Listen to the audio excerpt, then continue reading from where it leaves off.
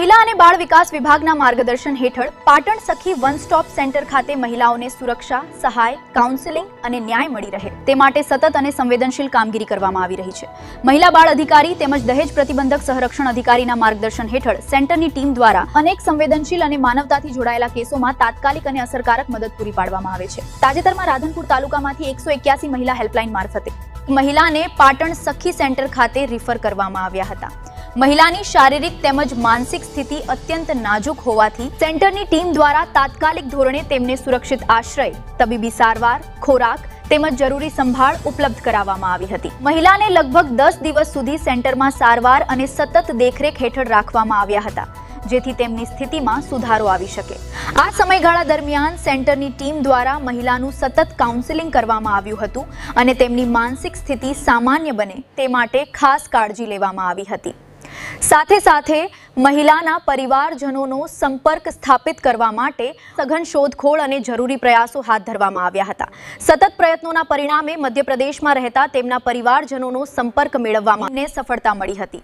છેલ્લા અંદાજે 6 મહિનાથી પોતાના પરિવારથી વિખૂટા પડી ગયેલી મહિલાને સખી વન સ્ટોપ સેન્ટર પાટણની ટીમ દ્વારા પૂર્ણ સુરક્ષા અને જરૂરી પ્રક્રિયા સાથે તેમના પરિવારજનો સાથે પુનઃસ્થાપિત કરવામાં આવ્યા હતા। આ સમગ્ર ઘટના સખી વન સ્ટોપ સેન્ટર પાટણની કાર્યક્ષમતા, સંવેદનશીલતા, જવાબદારી અને માનવતાભરી સેવાઓનું ઉત્તમ ઉદાહરણ પૂરું પાડે છે।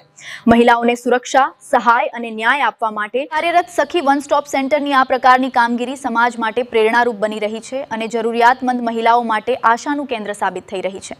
પાટણ કેન્દ્ર સંચાલક પટેલ ચેતનાબેન, મહિલા અને બાળ અધિકારી શ્રી તેમજ દહેજ પ્રતિબંધક સંરક્ષણ અધિકારીના માર્ગદર્શન હેઠળ ધારપુર સિવિલ ખાતે સખી વન સ્ટોપ સેન્ટર 2018થી કાર્યરત છે। આજથી 10 દિવસ પહેલાં 181 દ્વારા એક મહિલાને સખી વન સ્ટોપ સેન્ટર ખાતે રિફર કરવામાં આવ્યા હતા। આ મહિલા રાધનપુર તાલુકામાંથી મળી આવેલ હતા।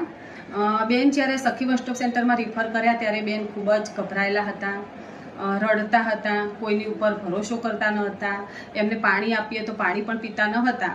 એવા સંજોગોમાં આ બેનને સખી વન સ્ટોપ સેન્ટરમાં આશ્રય આપ્યો, એમની જીવન જરૂરિયાત તમામ વસ્તુઓ પૂરી પાડી, તેમને ખવડાવવામાં આવ્યું અને નવડાઈ ધોવડાઈ અને સ્વસ્થ કરવામાં આવ્યા હતા।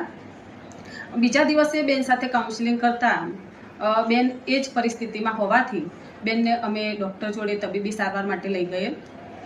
ડૉક્ટરના જણાવ્યા પ્રમાણે બેન છેલ્લા 6 મહિનાથી ઘર છોડ્યું છે તો ખૂબ જ અસ્તવ્યસ્ત હાલતમાં હોય અને માનસિક બીમારી જેવું જણાઈ આવતા ડૉક્ટરે જણાવ્યું હતું કે બેનને તબીબી સારવાર માટે દાખલ કરવાની જરૂર છે। તો અમે બેનને માનસિક વોર્ડમાં દાખલ કર્યા। સતત 8-9 દિવસ સુધી સ્ટાફ દ્વારા એમની દેખભાળ કરવામાં આવી, એમની દવા ટાઈમસર લે એ માટે એમની મદદ કરવામાં આવી, તેમજ 4-5 દિવસના અંતે બેન સાથે ફરી કાઉન્સેલિંગ કરતાં જણાઈ આવ્યું કે બેન મધ્યપ્રદેશના હોય અને એમના મમ્મી આંગણવાડી કાર્યક્રમમાં નોકરી કરતા હોય।